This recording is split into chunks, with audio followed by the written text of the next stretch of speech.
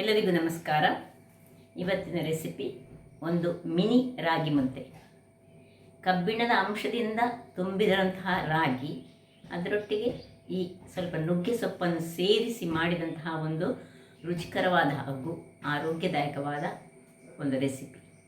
ಬ್ರೇಕ್ಫಾಸ್ಟ್ನಲ್ಲಿ ಸಹ ತಿನ್ಬೋದು ಅಥವಾ ಮಧ್ಯಾಹ್ನದ ಊಟದ ಟೈಮ್ನಲ್ಲಿ ಸಹ ಇದನ್ನು ತಿನ್ಬೋದು. ಈ ತೆಂಗಿನಕಾಯಿಯ ಚಟ್ನಿಯೊಟ್ಟಿಗಂತೂ ಸೂಪರ್ ಕಾಂಬಿನೇಷನ್. ಈ ಅದ್ಭುತ ರುಚಿಯ ರಾಗಿಯಿಂದ ಮಾಡಿದಂತಹ ಮಿನಿ ರಾಗಿಯ ಮುದ್ದೆ ಹೇಗೆ ಮಾಡುವುದನ್ನು ನೋಡೋ ಮೊದಲು ಯಾರೆಲ್ಲ ನನ್ನ ಚಾನಲನ್ನು ನೋಡ್ತಿದ್ದೀರಿ, ಯಾರೆಲ್ಲ ಇನ್ನೂ ಸಬ್ಸ್ಕ್ರೈಬ್ ಮಾಡಿಲ್ಲ, ದಯವಿಟ್ಟು ಸಬ್ಸ್ಕ್ರೈಬ್ ಮಾಡಿ ಸಪೋರ್ಟ್ ಮಾಡಿ ಅಂತ ಹೇಳುತ್ತಾ ಬನ್ನಿ ಯಾವ ರೀತಿ ಇದನ್ನು ಮಾಡುವುದನ್ನು ನೋಡೋಣ. ನಮಸ್ತೆ ಮಿತ್ರರೇ, ಇವತ್ತು ರಾಗಿಯನ್ನು ಬಳಸಿ ರಾಗಿ ಕಲಿ ಅಂತ ಒಂದು ಕರೀತಾರೆ, ಅದನ್ನು ಮಾಡೋಣ. ಇದು ಒಂದು ಟೈಪ್ ಆಫ್ ರಾಗಿ ಮುದ್ದೆಯ ಹಾಗೆ, ಬಟ್ ಇದಕ್ಕೆ ನಾವು ಈ ಒಂದು ಸೂಪರ್ ಫುಡ್ ಆದ ಮೊರಿಂಗಾ ಲೀವ್ಸ್ ಅಂದರೆ ನುಗ್ಗೆಯ ಸೊಪ್ಪನ್ನು ಬಳಸಿ ಮಾಡುವಂತಹ ಒಂದು ಆರೋಗ್ಯಭರಿತವಾದ ಒಂದು ರೆಸಿಪಿ ಅಂತ ಹೇಳ್ಬೋದು. ಮಾರ್ನಿಂಗ್ ಬ್ರೇಕ್ಫಾಸ್ಟಿಗೆ ಸಾಕ್ತದೆ ಅಥವಾ ಮಧ್ಯಾಹ್ನ ಊಟದ ಹೊತ್ತಿನಲ್ಲಿ ಸಹ ಇದನ್ನು ಮಾಡಿಕೊಂಡು ತಿನ್ಬೋದು. ಇದರಲ್ಲಿ ಈ ರಾಗಿ ಹೇಗೂ ಒಂದು ಸಿರಿಧಾನ್ಯಗಳಲ್ಲಿ ಒಂದು ಅತ್ಯಂತ ಪೋಷಕಾಂಶಗಳನ್ನು ಹೊಂದಿರುವಂತಹದ್ದು. ಅದರೊಟ್ಟಿಗೆ ಸ್ವಲ್ಪ ಇಂಗ್ರೀಡಿಯೆಂಟ್ಸ್ ಬೇಕು ನಮಗೆ. ಒಂದು ಸಾಸಿವೆ ಬೇಕು, ನೀರುಳ್ಳಿ ಬೇಕು, ಒಂದು ಇದು ಮೆಣಸು, ನಿಮಗೆ ಸ್ವಲ್ಪ ಹೆಚ್ಚು ಖಾರ ಬೇಕು ಹೆಚ್ಚು ತಗೊಳ್ಬೋದು. ನಾನು ಒಂದೇ ತೆಗೆದುಕೊಂಡಿದ್ದೇನೆ, ಒಂದು ಸಾಕಾಗ್ತದೆ. ಸ್ವಲ್ಪ ಒಂದು ಚಮಚ ಉದ್ದಿನಬೇಳೆ, ಒಂದು ಚಮಚ ಕಡಲೆಬೇಳೆ. ಈಗ ಮೊದಲಿಗೆ ಈ ಮೊರಿದ ಸೊಪ್ಪನ್ನು ಸ್ವಲ್ಪ ಸಣ್ಣದಾಗಿ ಹೆಚ್ಚಿಟ್ಟುಕೊಳ್ಳೋಣ.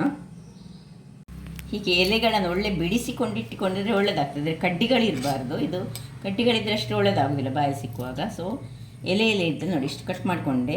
ಕಟ್ ಮಾಡದೆ ಇಡೀ ಎಲೆಗಳನ್ನು ಹಾಕಿದರೆ ಸಾಕ್ತದೆ, ಬಟ್ ಅದರದ್ದು ದಂಟಿರಬೇಕು. ದಂಟು ಸಹ ಅಂತೆ, ದಂಟನ್ನು ನಾವು ಈ ನೀರಿನಲ್ಲಿ ಕುದಿಸಿ ಅದನ್ನು ಕುಡಿದ್ರೆ ಅದು ಸಹ ಒಂದು ಬಹಳ ಒಂದು ಆರೋಗ್ಯಭರಿತವಾದ ಒಂದು ಪೇಯ ಆಗ್ತದೆ. ಅಂತಂದರೆ ಒಂದು ಜ್ಯೂಸಿನ ಹಾಗೆ.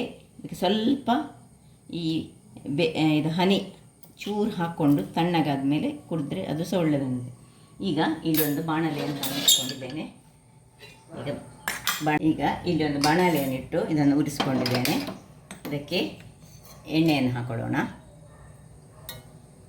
ತುಂಬ ಎಣ್ಣೆ ಸಹ ಬೇಕಂತಿಲ್ಲ, ಹದದಲ್ಲಿ ಎಣ್ಣೆಯನ್ನು ಹಾಕಿದರೆ ಆಯಿತು. ಒಂದು 2-3 ಚಮಚಗಳಷ್ಟು. ಇದಕ್ಕೆ ಅದು ಬಿಸಿ ಆಗುವಾಗ ಉದ್ದಿನ ಬೇಳೆ ಮತ್ತು ಕಡಲೆಬೇಳೆ ತುರಿಗೆ ಹಾಕೊಳ್ಳೋಣ.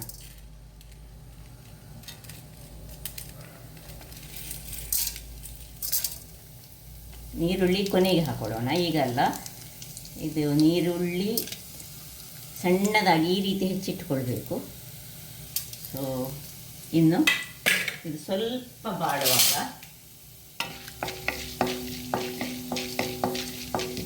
ಸಾಸಿವೆ ಹಾಕ್ಕೊಳ್ತಿದ್ದೇನೆ. ಇನ್ನು ಸಾಸಿವೆ ಒಟ್ಟಿಗೆ ಇದನ್ನು ಸಣ್ಣದಾಗಿ ಹೆಚ್ಚಿಟ್ಟುಕೊಂಡು ಈ ಕತ್ತರಿಯಲ್ಲಿ ಹಾಕಿ ಮಾಡಿದರೆ ಸಾಕ್ತದೆ. ಬಾಯಿಗೆ ಅಷ್ಟು ಸಿಕ್ಕಬಾರ್ದು. ಕತ್ತರಿಯಲ್ಲಿ ಇದನ್ನು ಕಟ್ ಮಾಡ್ಕೊಳ್ತಾ ಇದ್ದೇನೆ.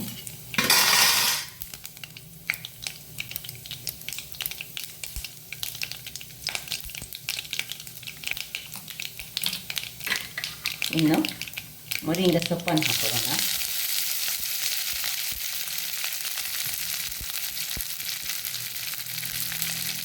ಅದರೊಟ್ಟಿಗೆ ನೀರುಳ್ಳಿ ಇವುಗಳನ್ನು ಚೆನ್ನಾಗಿ ಹುರಿದುಕೊಳ್ಳೋಣ.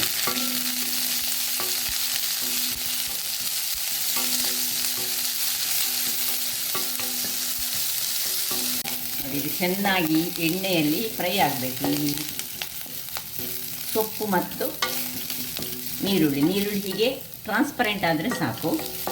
ಇನ್ನೀಗ ನಾವು ಒಂದು ಬೌಲ್ನಷ್ಟು ಈ ರಾಗಿ ಹುಡಿ ತೆಗೆದುಕೊಂಡ್ರೆ ಅದೇ ಟೈಪಿನ ಬೌಲ್ನಲ್ಲಿ 2 ಬೌಲ್ನಷ್ಟು ನೀರನ್ನು ನಾವು ಇದಕ್ಕೆ ಹಾಕ್ಕೊಳ್ಬೇಕು.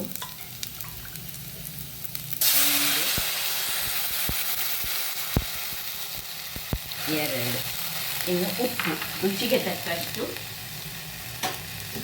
ಉಪ್ಪನ್ನು ಹಾಕ್ಕೊಂಡು ಇದು ಒಂದು ಕುದಿ ಬರಲಿ.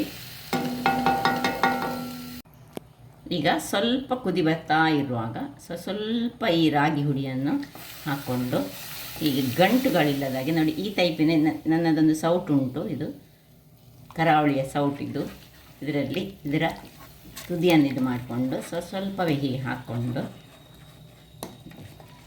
ಇದನ್ನು ಚೆನ್ನಾಗಿ ತಿರುಗಿಸ್ಕೊಳ್ಳೋಣ.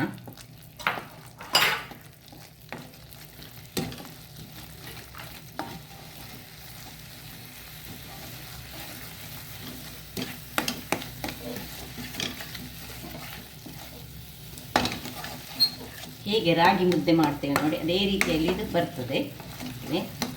ಈ ರೀತಿ ಉರಿ ದೊಡ್ಡದೇ ಇರಲಿ. ಈಗ ಇದು ಆಗೋ ತನಕ ಒಂದು ಚೂರು ಎಣ್ಣೆಯನ್ನು ಇದರ ಮೇಲೆ ಅಥವಾ ತುಪ್ಪವನ್ನು ಸ್ವಲ್ಪ ಹಾಕೊಳ್ಳೋಣ. ಸ್ವಲ್ಪ ಒಂದೇ ಚಮಚದಷ್ಟು ಸಾಕು ಹಾಕ್ಕೊಂಡು ಇದನ್ನು ಹೀಗೆ ಮಾಡಿ ಮುಚ್ಚಳವನ್ನು ಮುಚ್ಚಿಕೊಂಡು, ಈಗ ಮುಚ್ಚಳವನ್ನು ಮುಚ್ಚಿ ಒಂದು 5 ನಿಮಿಷಗಳ ಕಾಲ ಸಣ್ಣ ನೋಡಿ ಉರಿ ಇಟ್ಕೊಳ್ತಿದ್ದೇನೆ. ಈಗ ಇದರಲ್ಲಿ 5 ನಿಮಿಷ ಹೀಗೆ ಇಟ್ಕೊಳ್ತಿದ್ದೇನೆ. ಒಂದು 5 ನಿಮಿಷ ಸಣ್ಣ ಉರಿಯಲ್ಲಿದ್ದ ಮೇಲೆ ಇದನ್ನು ಈಗ ಒಮ್ಮೆ ಚೆನ್ನಾಗಿ ಹೀಗೆ ತಿರುಗಿಸ್ಕೊಳ್ಳೋಣ. ಒಳ್ಳೆ ಬೆಂದಿಟ್ಟಿದೆ. ಈಗ ಇದನ್ನು ಆಫ್ ಮಾಡಿಕೊಂಡು ಮುಚ್ಚಳ ಮುಚ್ಚಿ ಇದು 1 ನಿಮಿಷ ಹೀಗೆ ಇಟ್ಕೊಳ್ಳೋಣ. ಆ 1 ನಿಮಿಷದಲ್ಲಿ ನಾವು ಇಲ್ಲಿ ಅದಕ್ಕೆ ಚಟ್ನಿ, ಅದನ್ನು ಚಟ್ನಿಯೊಟ್ಟಿಗೆ ತಿನ್ನಲಿಕ್ಕೆ ಬಹಳ ಚೆನ್ನಾಗಿ ಬರ್ತದೆ. ಕೆಂಪು ಚಟ್ನಿ ಸಾಕ್ತದೆ, ಅದು ಸಹ ತೆಂಗಿನಕಾಯಿಯ ಚಟ್ನಿ ಆದರೆ ಅಂತೂ ಸೂಪರ್ ಕಾಂಬಿನೇಷನ್. ಕಾಯಿಮೆಣಸು, ಸಣ್ಣ ತುಂಡು ಹುಳಿ, ಉಪ್ಪು, ತೆಂಗಿನ ತುರಿ, 1 ಬೆಳ್ಳುಳ್ಳಿ ಇಷ್ಟು ಹಾಕ್ಕೊಂಡು ಇದಕ್ಕೊಂದು ನೀರು ಹಾಕಿ ಇದನ್ನು ಒಳ್ಳೆ ನೀರು ಚಟ್ನಿ ಮಾಡಿ ತರ್ತೇನೆ. ಚಟ್ನಿ ರೆಡಿ ಆಯಿತು ವೀಕ್ಷಕರೇ. ಇದನ್ನು ಒಂದು ಶಿಫ್ಟ್ ಮಾಡಿಕೊಳ್ಳೋಣ. ಶಿಫ್ಟ್ ಮಾಡ್ಕೊಂಡು ಇದನ್ನು ಒಳ್ಳೆ ನೀರು ಚಟ್ನಿಯಾಗಿ ಮಾಡಿಕೊಳ್ಬೇಕು. ಅದಕ್ಕೆ ಸ್ವಲ್ಪ ನೀರನ್ನು ಹಾಕ್ಕೊಳ್ಳೋಣ. ನೀರು ಹಾಕ್ಕೊಂಡು ಒಳ್ಳೆ 1 ಗ್ಲಾಸ್ನಷ್ಟು ನೀರು ಹಾಕ್ಕೊಂಡು ನೀರು ಚಟ್ನಿ ಆಗಬೇಕು. ಈಗ ನಮಗೆ ಇಲ್ಲಿ ಅದಕ್ಕೊಂದು ಒಗ್ಗರಣೆ, ಒಂದು ಎಣ್ಣೆ ಇಟ್ಟಿದ್ದೇನೆ ಬಾಣಲೆಯಲ್ಲಿ. ಅದಕ್ಕೆ 1 ಚಮಚದಷ್ಟು ಸಾಸಿವೆ ಹಾಕ್ಕೊಳ್ಳೋಣ. ಸಾಸಿವೆ, ಕರಿಮೆಣಸು,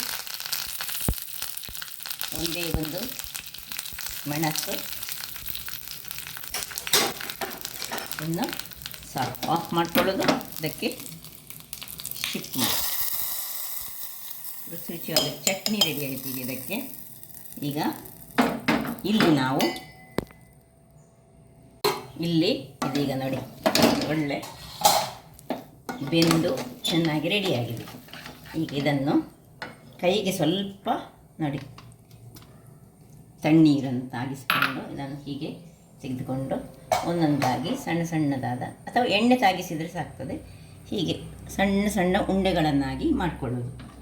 ಎಲ್ಲವನ್ನು ಹೀಗೆ ಒಂದೊಂದು ಉಂಡೆಗಳಾಗಿ ಬಿಸಿ ಇರ್ತದೆ, ಮಾತ್ರ ತಣ್ಣೀರನ್ನು ತಾಗಿಸಿಕೊಂಡು ಮಾಡಬೇಕು. ಹೇಗೆ ನಾವು ಈ ರಾಗಿಯ ಮುದ್ದೆ ಮಾಡ್ತೇವೆ ಹಾಗೆ ಸಣ್ಣ ಸಣ್ಣದು ಕಡುಬುಗಳ ರೀತಿಯಲ್ಲಿ ಉಂಡೆಯನ್ನು ಮಾಡಿಕೊಳ್ಳೋದು ನೋಡಿ ಈ ರೀತಿಯಲ್ಲಿ. ವೀಕ್ಷಕರೇ ನೋಡಿ ಎಲ್ಲ ಖಾಲಿ ಆಯಿತು. ಇಲ್ಲೆಲ್ಲ ರೌಂಡ್ಗಳಾಗಿ ನೋಡಿ ಈ ರೀತಿ ರೌಂಡ್ ಮಾಡಿಟ್ಟರೆ ಆಯಿತು.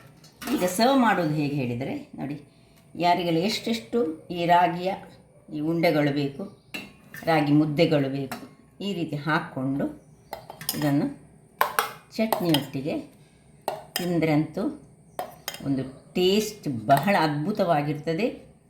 ಒಮ್ಮೆ ನೀವು ಮಾಡಿ ನೋಡಿ. ಇಂತಹ ಒಂದು ಆರೋಗ್ಯಭರಿತವಾದ ರಾಗಿ ಹಾಗೂ ಸೂಪರ್ ಫುಡ್ ಮೊರಿಂಗಾ ಲೀವ್ಸ್, ನುಗ್ಗೆ ಸೊಪ್ಪನ್ನು ಬಳಸಿ ಮಾಡಿದಂತಹ ರಾಗಿ ಮುದ್ದೆ ಬಹಳ ಚೆನ್ನಾಗಿ ಬರ್ತದೆ. ಒಬ್ಬರೊಂದು 5 ಉಂಡೆಗಳನ್ನು ತಿನ್ನಲಿಕ್ಕೆ ಆಗ್ತದೆ. ಹಾಗಾದರೆ ನನ್ನ ಈ ಕುಕಿಂಗ್ ಚಾನಲ್ ನಿಮಗೆ ಇಷ್ಟ ಆದರೆ ಬೋಳು ಸುವರ್ಣ ಚಾನಲನ್ನು ಲೈಕ್ ಮಾಡಿ, ಶೇರ್ ಮಾಡಿ ಹಾಗೂ ಸಬ್ಸ್ಕ್ರೈಬ್ ಮಾಡಿ ಹಾಗೂ ನನ್ನ ಇನ್ಸ್ಟಾಗ್ರಾಮ್ ಪೇಜನ್ನು ಫಾಲೋ ಮಾಡಿ. ಧನ್ಯವಾದಗಳು.